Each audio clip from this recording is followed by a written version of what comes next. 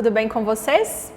Meu nome é Ana Carolina, eu sou professora de Artes Visuais do Colégio Logosófico Unidade Cidade Nova e eu gostaria de compartilhar com vocês um pouco do que eu vivo em relação à interpenetração da pedagogia logosófica com a minha área de artes e como isso beneficia a prática docente e favorece esse grande objetivo de conhecer a si mesmo. Eu vou relatar, como exemplo, um projeto que nós realizamos. E o tema desse projeto foi Observação, um poder do ser humano. Antes de iniciarmos esse projeto, eu fiz um estudo sobre esse tema e trouxe aqui para vocês um dos ensinamentos da pedagogia logosófica nos quais eu me baseei para desenvolvê-lo. Então vamos ver? Um fato ou um episódio poderá ser observado sem maior interesse, caso em que carecerá de importância ou simplesmente será esquecido.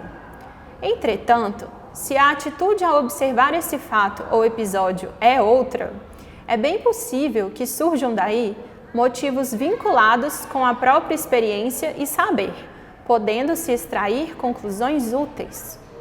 A faculdade de observar terá, desta vez, cumprido eficientemente sua função. Esse ensinamento apresenta alguns elementos interessantes, não é mesmo?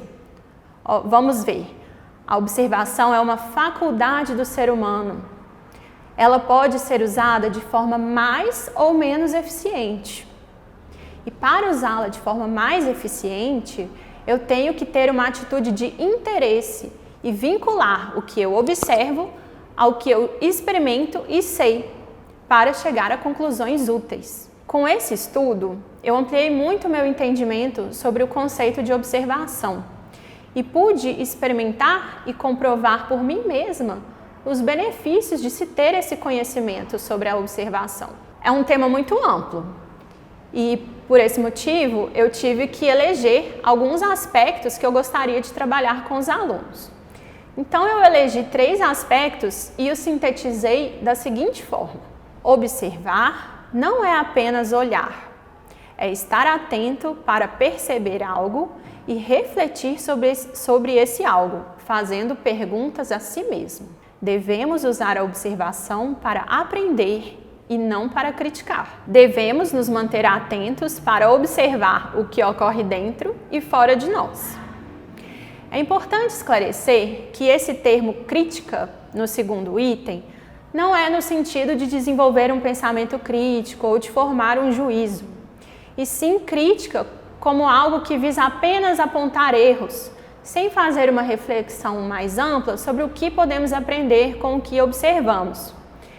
E muitas vezes essa tendência a criticar é estimulada por pensamentos negativos, como, por exemplo, de diminuir o outro, de desvalorizar esforços, né? Então, a nossa intenção não é usar a observação para ter esse tipo de atitude, e sim usá-la para aprender. E nessa experiência que eu vou relatar para vocês, vocês verão esses 3 aspectos contemplados. Ao longo do desenvolvimento, tiveram 2 técnicas utilizadas pela pedagogia logosófica que foram mais recorrentes. A primeira foram as imagens analógicas, que ajudam a facilitar o entendimento do aluno, e a segunda foram as perguntas, que ajudam a conduzir a reflexão, as reflexões que os alunos fazem, aos aspectos essenciais do tema que estamos trabalhando. Então vamos ver algumas atividades desenvolvidas nesse projeto. Vocês podem estar se perguntando como eu introduzi o tema. Inicialmente, eu propus que eles pensassem sobre o tema. Então eu falei assim com um certo ar de mistério, que todo ser humano tem um poder e que é responsabilidade de cada um saber como usar esse poder para o bem. Aí vocês já podem imaginar como ficou a mente dos alunos, né?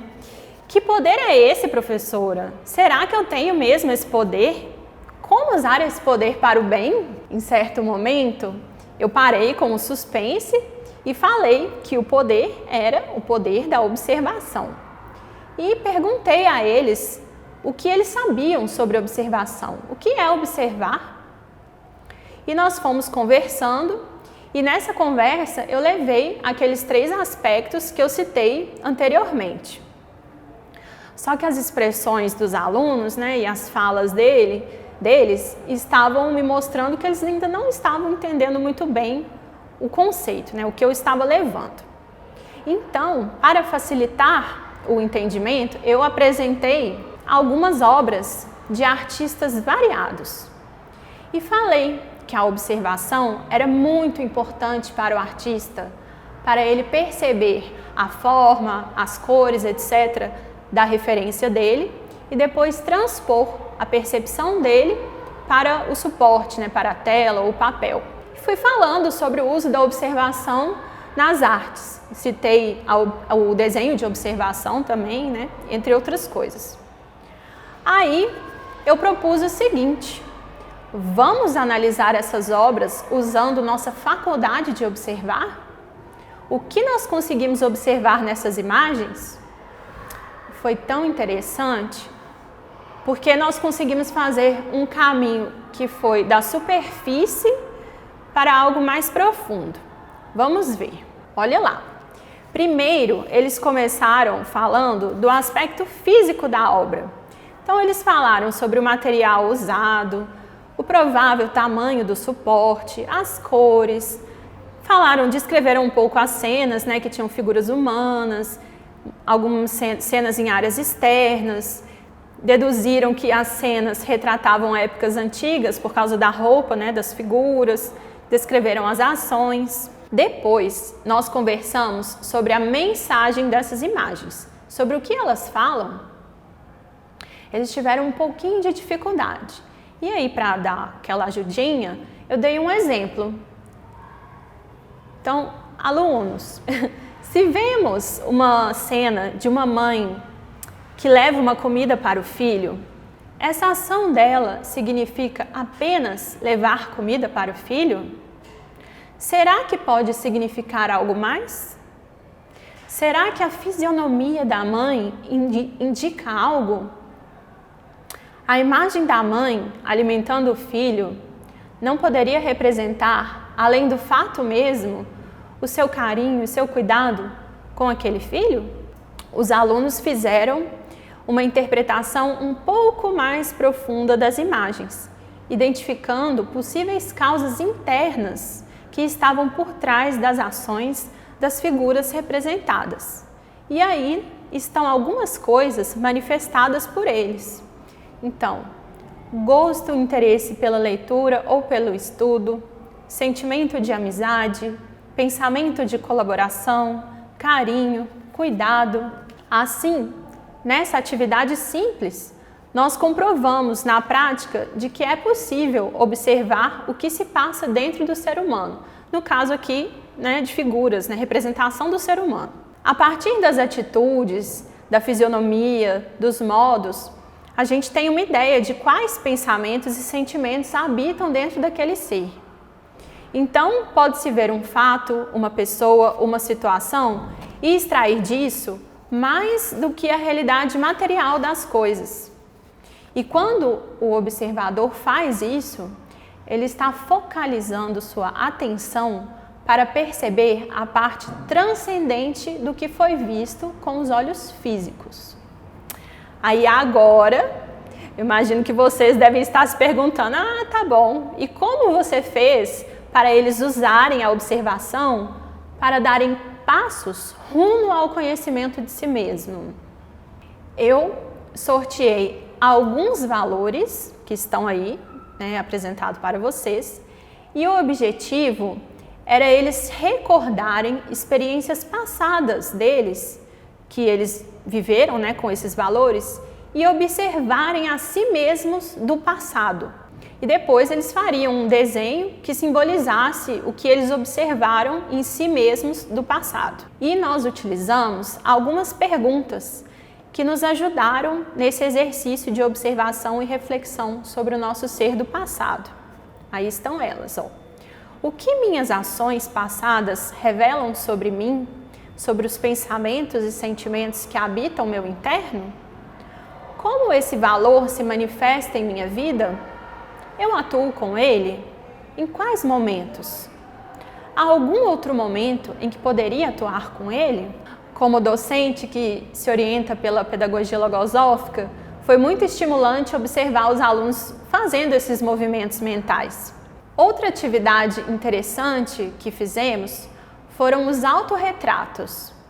Primeiro, fizemos o autorretrato observando nossa figura no espelho. Depois, eu recordei aos alunos que podemos usar a observação para ver além do físico. E aí propus fazermos o que eu chamei de autorretrato interno. Então, eles passaram uma semana se esforçando muito para manterem-se atentos e observarem o que havia dentro deles, que motivava suas ações, humores, etc. E o resultado foi muito estimulante, vamos ver? Aí estão alguns exemplos do autorretrato que nós fizemos no espelho e algumas perguntas que nos ajudaram. Como é a minha fisionomia? Quais são minhas características faciais mais marcantes? Como é meu cabelo? Como é minha pele? E aqui estão alguns exemplos do autorretrato interno e as perguntas que nos ajudaram. O que tenho dentro de mim? Gosto de ser como sou? O que observo em meu mundo interno e que pode servir de exemplo positivo para os demais? O que observo em meu mundo interno e que gostaria de melhorar? Durante o projeto, os alunos passaram por várias atividades que estimulavam a observação do mundo físico e dessa parte invisível, transcendente, que está dentro de cada um. E eles foram estimulados a experimentar a faculdade de observar, seguindo aqueles 3 aspectos que eu citei e estou trazendo aqui para a gente não esquecer. Observar não é apenas olhar, é estar atento para perceber algo e refletir sobre esse algo, fazendo perguntas a si mesmo. Devemos usar a observação para aprender e não para criticar. E devemos nos manter atentos para observar o que ocorre dentro e fora de nós. Eu achei que esse segundo aspecto ainda poderia ser mais explorado. Então eu propus fazermos um amigo oculto e sorteei os nomes, para os alunos e disse que durante algumas semanas eles iriam observar com discrição o colega sorteado. E enfatizei que deveríamos usar a observação para aprender e não para criticar. E aqui estão algumas perguntas que nos ajudaram nesse momento. Quais valores o outro possui? Será que o outro tem algo que me falta? O que posso aprender com o outro? Quais os benefícios que o outro desfruta por atuar com determinado valor? Quais valores do outro que favorecem uma boa convivência? Perguntas interessantes, não é mesmo? E nós vivemos momentos muito lindos nessa atividade. Desde o preparo dos cartões, com um recadinho especial, onde cada um pôde contar para o colega o que estava aprendendo a observar. E aqui estão alguns exemplos de cartões que eles fizeram sozinhos, até o dia da revelação. Os alunos estavam muito felizes e o sentimento de amizade reinava na sala. Eu penso que essa experiência beneficiou muito os alunos, não só para os momentos que nós vivenciamos em sala de aula, mas para a vida deles. Ao final do projeto, eles tinham conhecimentos a mais sobre si mesmos e sobre como podem usar a observação para fazer o bem, para si e para os demais. E tudo foi levado de forma muito leve, fazendo a interpenetração dos conhecimentos que a pedagogia logosófica apresenta com os conteúdos curriculares de artes visuais. Agora, eu vou deixar uma sugestão para vocês vivenciarem algo semelhante ao que os alunos experimentaram. Que tal escolher um desses valores e responder por escrito essas perguntinhas? Fazendo isso, vocês verão como essa proposta é útil a todas as faixas etárias. Faz parte da pedagogia logosófica experimentar esses movimentos transcendentes primeiro em si mesmo, para depois estimular os alunos a experimentarem também. E esse é um pequeno exercício dentre muitos que nós, que buscamos aplicar essa pedagogia, fazemos. Eu gostaria de ressaltar que há muito mais para conhecer, investigar, aprender, exercitar sobre essa pedagogia. Nós nos sentimos muito felizes de tê-los aqui e de poder compartilhar com vocês essa parte especial e transcendente da docência que a pedagogia logosófica proporciona na nossa vida e na vida dos nossos alunos. Muito obrigada!